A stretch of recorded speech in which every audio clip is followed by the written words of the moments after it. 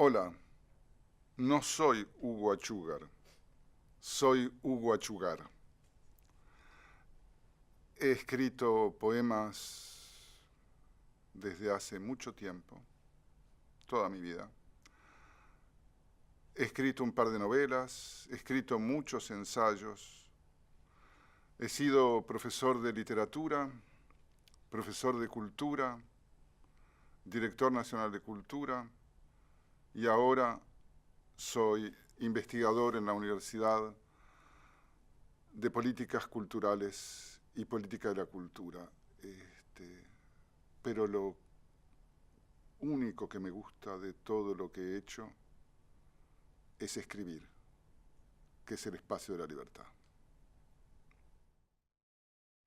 Este poema es de Todo lo que es sólido se disuelve en el aire. Se titula Midas. Basura el verso, el metro y la nostalgia. Basura el día en que nací y también aquello con que sueña. Basura el año y su empecinado volver sobre las llagas de la vida. Basura el tiempo y su mirada. Basura, en fin, todo lo que sueño. Basura la esperanza y el olvido. Basura el aire y su alegría. Basura lo que toco y lo que sueño. Basura el estribillo. Basura la suerte de jugar al fin de la desgracia. Basura, al fin y al cabo, lo que toco y lo que miro, y sobre todo basura lo que sueño y acaricio con la mano del deseo. Basura, estar solo, morirse de hambre, sida o cáncer pulmonar, y basura mis ojos basiliscos que en basura convierten lo que miran, a pesar del cielo y sus constelaciones, todas puras y constantes, más allá de la mano, perfecta en la muerte azul de su belleza. Basura, mi suerte y más basura, este escupir el cielo que me acoge. Basura todo el tiempo y su imposible amor eterno. Basura la metáfora, el poema, el poeta y la mirada, pues no hallo cosa en que poner los ojos que no sea vendimia y siembra de la basura.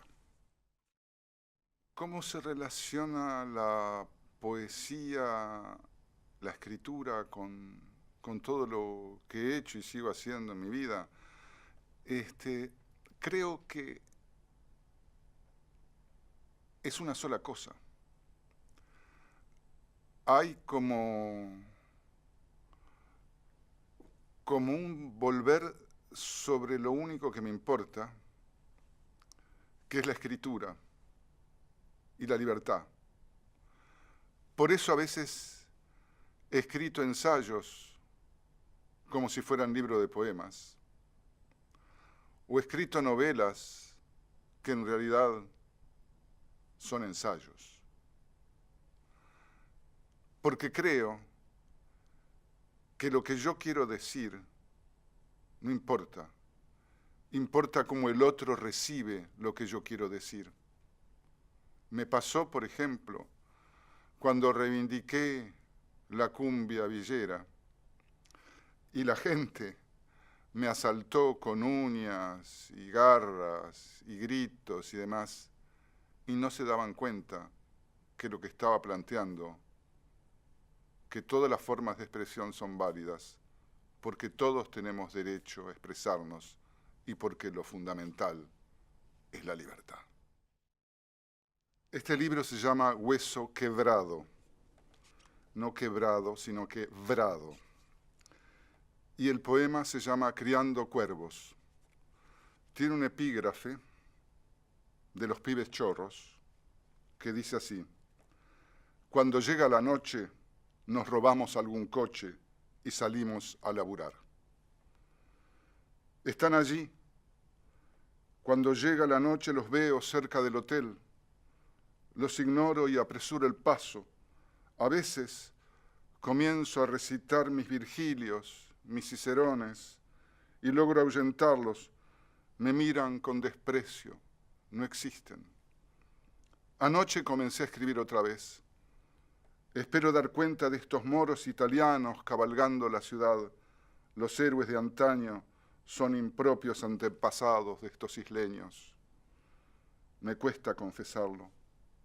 ominosa cortesana deambulando por las calles, me atrae, me convoca, me emplaza, me reclama, me invita a desarmar mi lengua.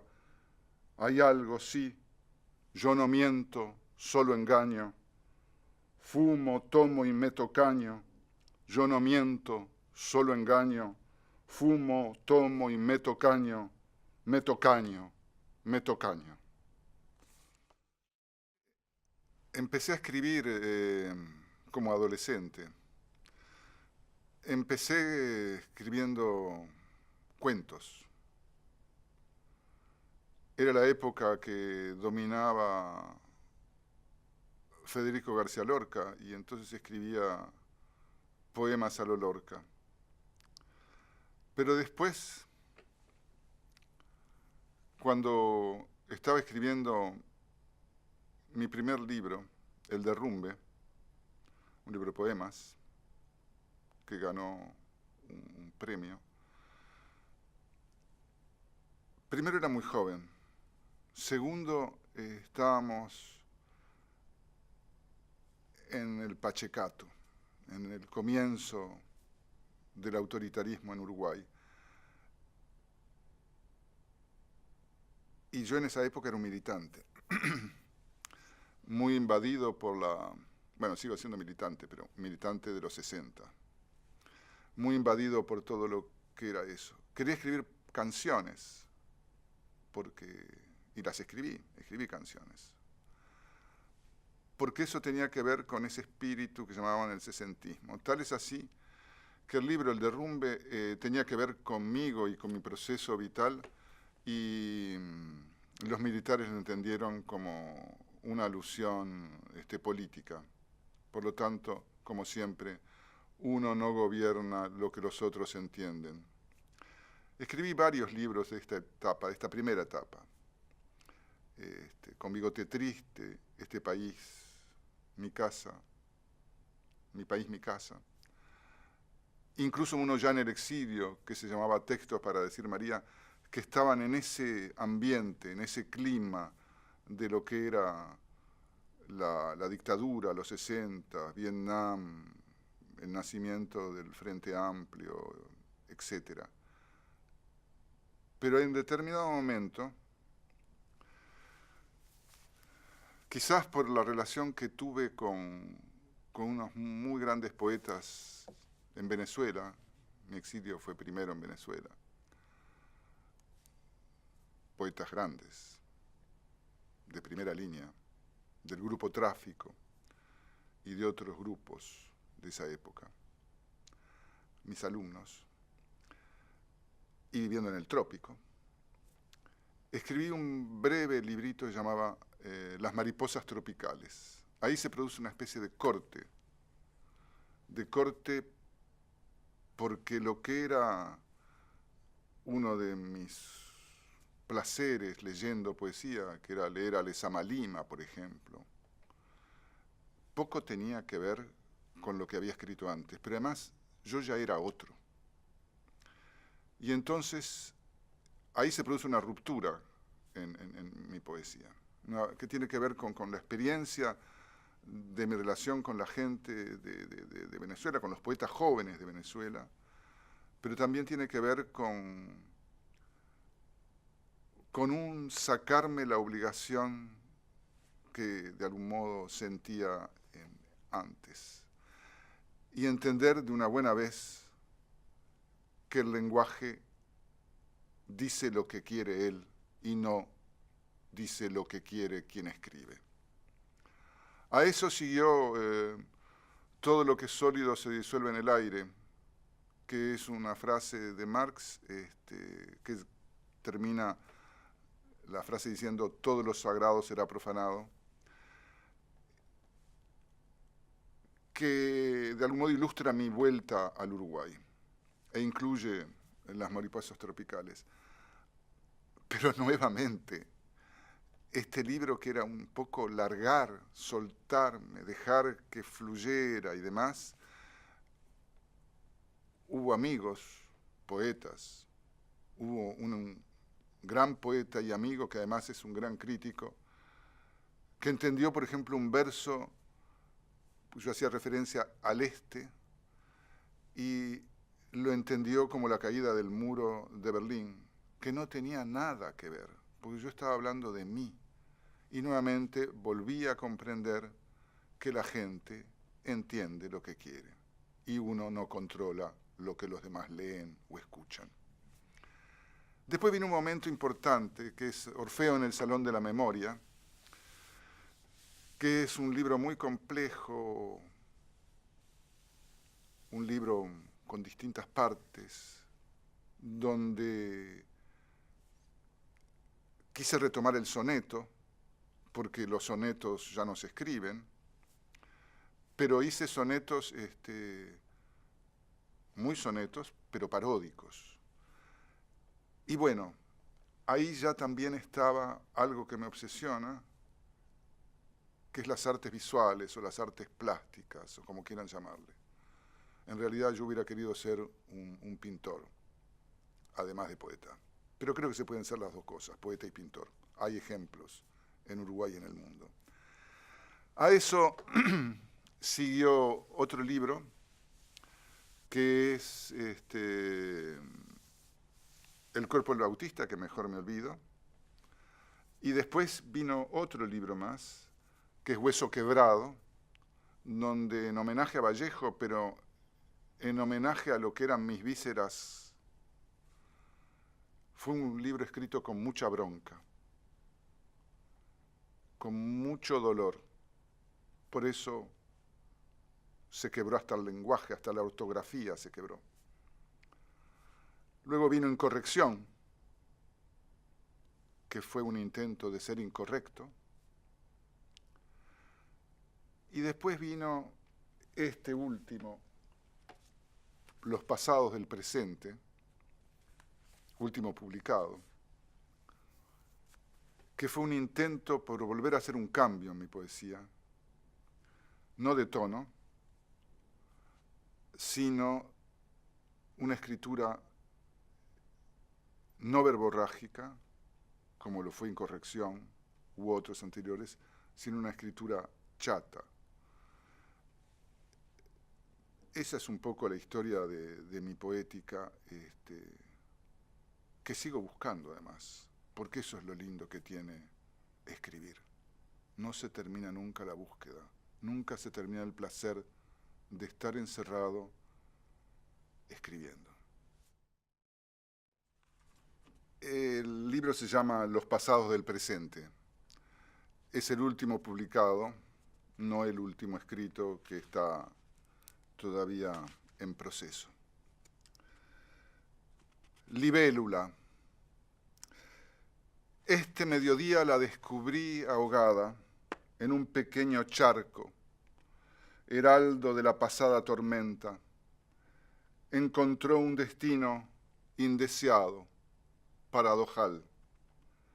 Ayer, liberada de la pila bautismal, sobrellevaba lavandas, inspiraba orfebres Art Nouveau, desatinada, se posó sobre un adolescente, le auguró insanías para toda una eternidad. Hoy descubro su malvada condición.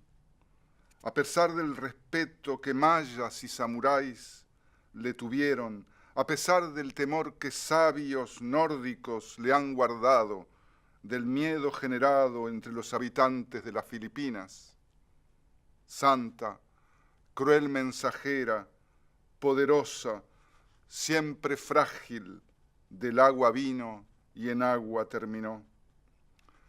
¿Volverá a contarme su historia? ¿Volverá como viento norte a posarse en mi cabeza de verano? Volverá. Pero esta que hoy he visto, náufraga en el charco de agua, esa que abandono en su ataúd flotante, esta que hoy se hunde, no volverá. Estos 11 jugadores, no sé si para Rusia 2018, pero quizás para Uruguay 2030, tendrían que incluir como golero, yo diría que a Ezra Pound, porque las atajaba todas. Después, creo que como defensas, yo podría poner sin ningún problema a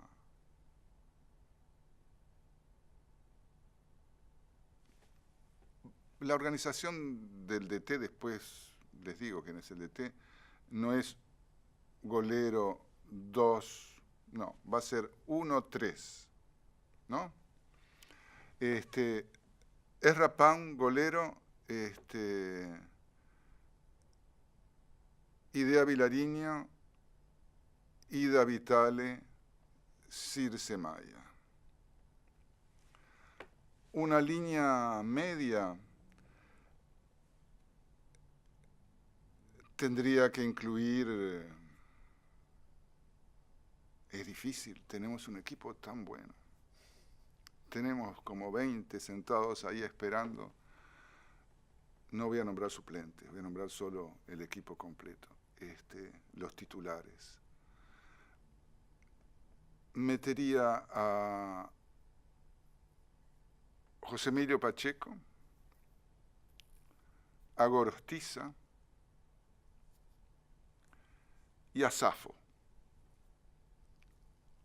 por esto de la diversidad. Y después me quedarían 4.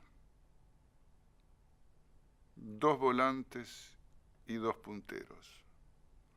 Aunque creo que cada uno en el lugar que están son centrales. No por estar como volantes o punteros son mejores que el golero, que es Ezra Pound. Pondría a Huidobro, a Vallejo, pondría a don Francisco de Quevedo y quizás el más difícil, por ser el último, la última, es decidir entre tantos grandes, entre tantas maravillas que tenemos en la Federación Internacional. Y entonces me voy a decidir por un uruguayo de principios de siglo, Julio Herrera y Reysig.